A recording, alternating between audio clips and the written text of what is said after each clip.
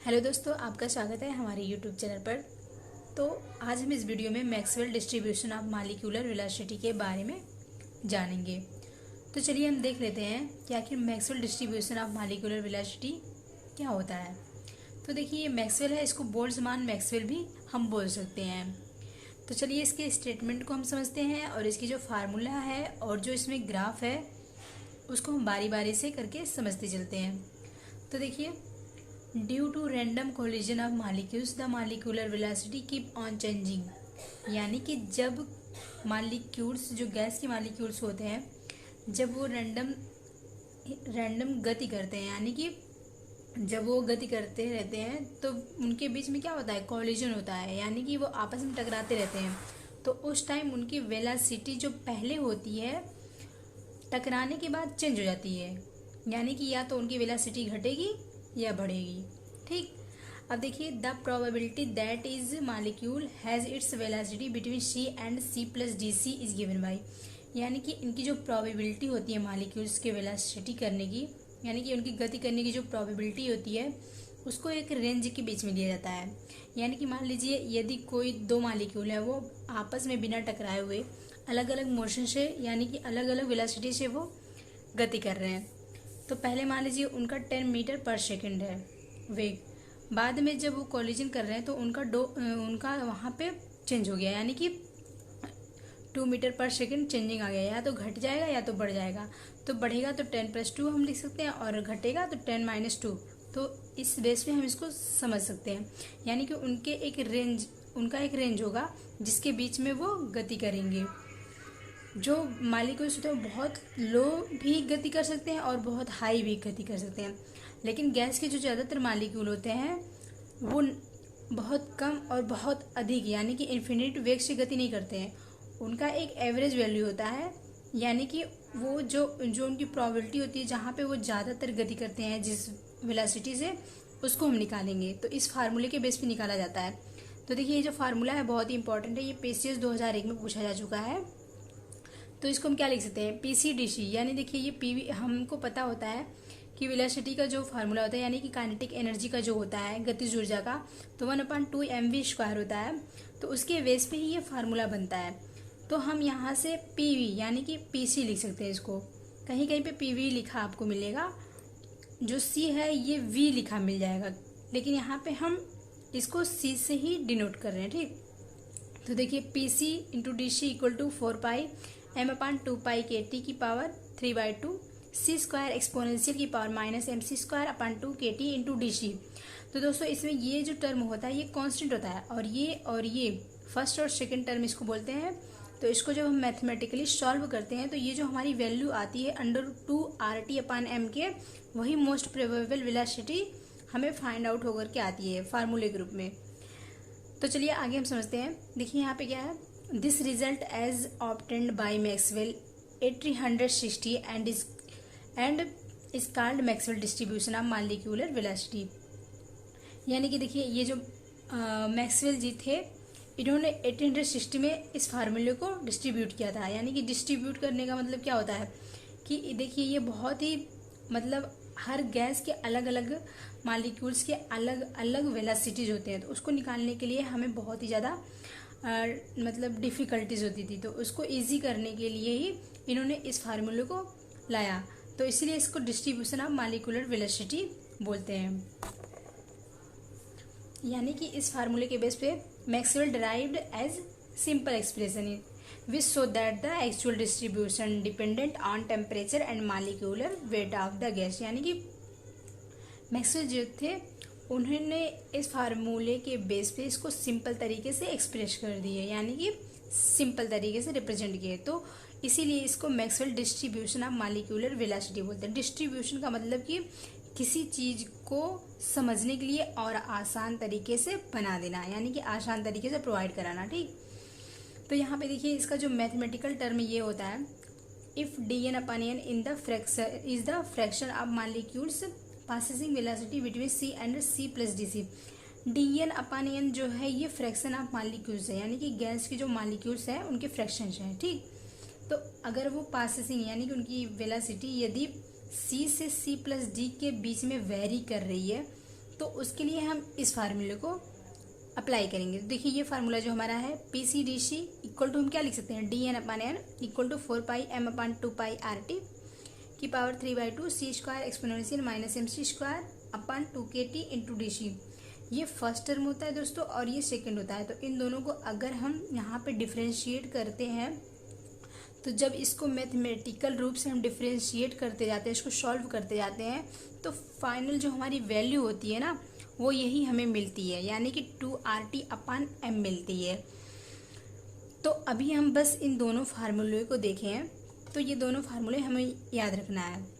अब देखिए वहाँ पे हमसे एग्ज़ाम में फार्मूले को डिराइव करने के लिए नहीं देगा, बस सिंपल यहाँ पे फार्मूले देगा और पूछेगा कि किस तरीके से हम मैक्सवेल डिस्ट्रीब्यूशन मॉलिक्यूलर वेलोसिटी को फाइंड आउट करते हैं। तो यहाँ पे देखिए एक हमारा ग्राफ है जिसको प्लॉट किया गया है, इसको हम समझ लेते हैं। तो देखिए दोस्तों, a plot of Maxwell distribution of molecular velocities as, ये जो हमारा वाई एक्सिस है ये एक्स है, एक्स पे वेलोसिटी है, यानी कि मॉलिक्यूल्स की जो वेलोसिटी है, जो गैस के अलग अलग मॉलिक्यूल्स हैं उनकी वेलोसिटी है, और ये जो dN/n है ये फ्रैक्शन ऑफ मॉलिक्यूल है। ठीक, अब आगे देखते हैं इसको। देखिए ये जो हमारा पहला वाला कर्व है और ये दूसरा है और ये तीसरा है। तो ये जो मोस्ट प्रोबेबल वेलोसिटी है ये इक्वल होती है 2RT/m के। तो ये सब वैल्यू हमें याद रख लेना है, आगे वाली वीडियो में मैं आपको इसको डिराइव करके बताऊंगी। तो अभी के लिए हमें इसे याद रखना है। अब देखिए ये जो वी एवरेज वेलोसिटी होती है VAV इक्वल टू 8RT/m, ये VRMS है जो कि √3RT/m है। अब देखिए मान लीजिए कोई गैस का एक मॉलिक्यूल्स है, जब उसका टेम्परेचर हम बढ़ा रहे हैं तो उसका वेलोसिटी क्या हो रहा है, बढ़ रहा है। अब वेलोसिटी जब बढ़ता है तो उसके फ्रैक्शन ऑफ मॉलिक्यूल्स क्या होते हैं, वो बढ़ते जाते हैं। लेकिन अगर एक पर्टिकुलर पॉइंट पे पहुंच जाता है तो वहाँ पे फ्रैक्शन ऑफ मॉलिक्यूल्स जो होते हैं वो मैक्सिमम हो जाते हैं। अगर इसके बाद भी हम टेम्परेचर को बढ़ाते हैं तो मॉलिक्यूल्स की वेलोसिटी तो बढ़ेगी, लेकिन उसका फ्रैक्शन ऑफ मॉलिक्यूल डिक्रीज होगा, यानी कि टेम्परेचर बढ़ाने के साथ साथ मॉलिक्यूल्स की वेलोसिटी बढ़ती है, लेकिन फ्रैक्शन ऑफ मॉलिक्यूल्स एक पॉइंट पर जा कर के मैक्सिमम तक पहुंच जाते हैं, फिर वहां से उनके संख्या घटने लगती है। ठीक, तो ये चीज़ हमें ध्यान रखना है। और जो मैक्सिमम होता है, यानी जो मैक्सिमम उसकी वेलोसिटी होती है वो मोस्ट प्रोबेबल वेलोसिटी के नाम से हम इसे जानते हैं, और ये इक्वल होता है 2RT/m के। ये जो ऊपर वाला फार्मूला होता है इसको जब हम डेरिवेशन करेंगे ये कांस्टेंट रख देंगे, और इसका जब हम डिफ्रेंसिएशन करेंगे मैथमेटिकल टर्म में तो फिर हमें यही वैल्यू मिलती है लास्ट में। तो चलिए अब हम आगे समझते हैं कि आखिर इसके कितने स्टेटमेंट हैं और मैक्सवेल डिस्ट्रीब्यूशन ऑफ मॉलिक्यूल्स के मतलब कि किन किन फैक्टर पर डिपेंड करता है, और ये जो प्लॉट है ये किन किन चीज़ों पर डिपेंड करता है, तो इसको हम समझते हैं। तो देखिए दोस्तों, यहाँ पे जितने भी पॉइंट है ये बहुत ही इंपॉर्टेंट है Maxwell distribution of molecular velocity को डिफाइन करने के लिए, और उस जो पीछे वाला प्लॉट था, यानी कि जो पीछे वाला हम ग्राफ प्लॉट किए थे उसको समझने के लिए। तो देखिए, fraction of molecules having velocity greater than 0 increase with increases in velocity reaches as maximum and then falls up towards 0 again at higher velocity। अब देखिए इसको हम हिंदी में समझ लेते हैं, यानी कि जो मॉलिक्यूल्स ऑफ फ्रैक्शन होते हैं वो वेलोसिटी के बढ़ाने पे बढ़ते जाते हैं, यानी कि अगर किसी गैस का मॉलिक्यूल का जो वेलोसिटी बढ़ रहा है तो उसके फ्रैक्शन ऑफ मॉलिक्यूल्स भी बढ़ेंगे, और वो 0 से ज़्यादा, यानी कि 0 से ज़्यादा होते जाएंगे, और इंक्रीज होते हुए वह एक मैक्सिमम पॉइंट पे पहुंचेगा तो उसकी वेलोसिटी के साथ ही इंक्रीज होगा। लेकिन उसके बाद वह वेलोसिटी बढ़ाने के बाद भी वह घटने लगेगा। वह का मतलब कि मॉलिक्यूल्स ऑफ फ्रैक्शन घटने लगता है। ठीक, अब देखिए जैसे जैसे हम वेलोसिटी को बढ़ाएंगे फ्रैक्शन ऑफ मॉलिक्यूल भी बढ़ता जाता है, किंतु वह मैक्सिमम पॉइंट पर पहुंचने के बाद पुनः फ्रैक्शन ऑफ मॉलिक्यूल घटने लगता है, चाहे हम वेलोसिटी को बढ़ाते जाएं। और वेलोसिटी कब बढ़ती है किसी गैस की, जब हम टेम्परेचर को बढ़ाते हैं, ठीक, या फिर प्रेशर को बढ़ाते हैं। तो ये चीज़ हमें ध्यान रखना है। तो यहाँ पे टेम्परेचर और वेलोसिटी के टर्म में ही बात हो रही है, उस पर ही जो चीज़ें डिपेंड करेंगी उसे हमें समझना है। अब देखिए आगे क्या है, आगे जो है fraction of molecules to low and to high velocity is very small, यानी कि जो मॉलिक्यूल्स ऑफ फ्रैक्शन होंगे वो बहुत कम और बहुत ज़्यादा भी हो सकते हैं। अगर velocity is very small, velocity को हम बहुत ही कम कर रहे हैं। अब देखिए बहुत ही ज़्यादा और बहुत ही कम हम ग्राफ के बेस पे समझ चुके हैं पीछे। अब देखिए there is a certain velocity for which the fraction of molecule is maximum, this is called most probable velocity.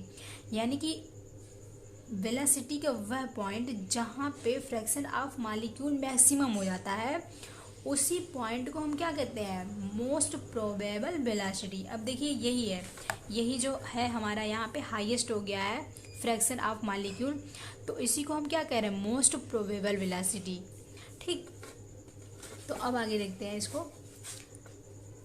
देखिए अब फिर क्या, टेम्परेचर बढ़ाने पर गैस का जो वॉल्यूम होता है वो भी बढ़ने लगता है। यानी कि जब हम किसी भी गैस का टेम्परेचर बढ़ाते हैं तो उसका वॉल्यूम भी इंक्रीज करता है। और मोस्ट प्रोबेबल वेलोसिटी ऑफ पर क्या होता है, मोस्ट प्रोबेबल वेलोसिटी पर फ्रैक्शन ऑफ मॉलिक्यूल अधिकतम संख्या में होते हैं। यानी कि जो VMP होता है वहाँ पे जो मॉलिक्यूल्स के फ्रैक्शन ऑफ होते हैं वो मैक्सिमम होते हैं, वहाँ पे उनकी संख्या ज़्यादा होती है। ठीक, अब देखिए अगला स्टेटमेंट क्या है, on increasing temperature value of most probable velocity increases. यानी कि टेम्परेचर को बढ़ाने पे मोस्ट प्रोबेबल वेलोसिटी क्या होती है, इंक्रीज होती है। But the fraction of molecules passing that velocity increase. लेकिन जो फ्रैक्शन होता है मॉलिक्यूल्स का, जो फ्रैक्शन होता है उनका वेलोसिटी भी क्या होता है, बढ़ता जाता है। लेकिन एक पॉइंट पे जाके घटने लगेगा। क्या घटता है, फ्रैक्शन ऑफ मॉलिक्यूल, यानी कि वेलोसिटी बढ़ता है। टेम्परेचर बढ़ाते हैं तो वेलोसिटी बढ़ता है, वेलोसिटी के साथ फ्रैक्शन ऑफ मॉलिक्यूल्स की भी संख्या यानी कि वो भी बढ़ते रहते हैं, वो मैक्सिमम हो जाते हैं। अगला पॉइंट क्या है, the rise in temperature increase the fraction of molecule having higher molecular velocity. यानी कि टेम्परेचर को यदि हम बढ़ाते जाते हैं तो फ्रैक्शन ऑफ मॉलिक्यूल्स जो होता है उसकी वेलोसिटी, मॉलिक्यूल की जो वेलोसिटी होती है वो हाई हो जाती है। एंड यानी कि जो फ्रैक्शन ऑफ मॉलिक्यूल्स में जितने भी मॉलिक्यूल्स होते हैं उनकी मॉलिक्यूलर वेलोसिटी हाई हो जाती है। And decrease the fraction of molecules with lower velocity. और फिर क्या होता है, फ्रैक्शन ऑफ मॉलिक्यूल्स धीरे धीरे फिर इसके बाद घटने लगता है। यानी कि वेलोसिटी अगर हम लोग करते हैं तो घटता है, लेकिन अगर टेम्परेचर को हम बढ़ाते जाएंगे तो उसका वेलोसिटी बढ़ेगा, लेकिन फ्रैक्शन ऑफ मॉलिक्यूल्स ये क्या होगा, ये घटेगा। तो टेम्परेचर बढ़ाने पर मॉलिक्यूल की वेलोसिटी बढ़ती है, किंतु फ्रैक्शन ऑफ मॉलिक्यूल एक मैक्सिमम पॉइंट पर पहुंचकर पुनः घटने लगता है। तो ये चीज़ हमें ध्यान रखना है।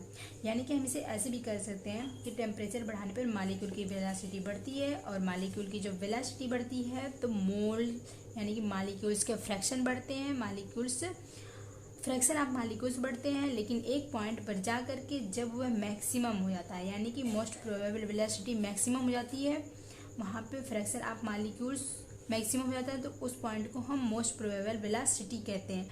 फिर उसके बाद भी यदि हम टेम्परेचर को बढ़ाते हैं तो जो फ्रैक्शन ऑफ मॉलिक्यूल होते हैं उनकी संख्या घटने लगती है। तो इस तरीके से दोस्तों हम ये भी समझ सकते हैं कि T3 greater than T2 greater than T1। यानी कि ये देखिए, ये मोस्ट प्रोबेबल का जो टेम्परेचर है ये सबसे कम है, और ये वाला जो है V एवरेज का ये उससे ज़्यादा है, और T3 सबसे ज़्यादा है। यानी कि जो लास्ट में हम जो टेम्परेचर को बढ़ा रहे हैं वो सबसे ज़्यादा है।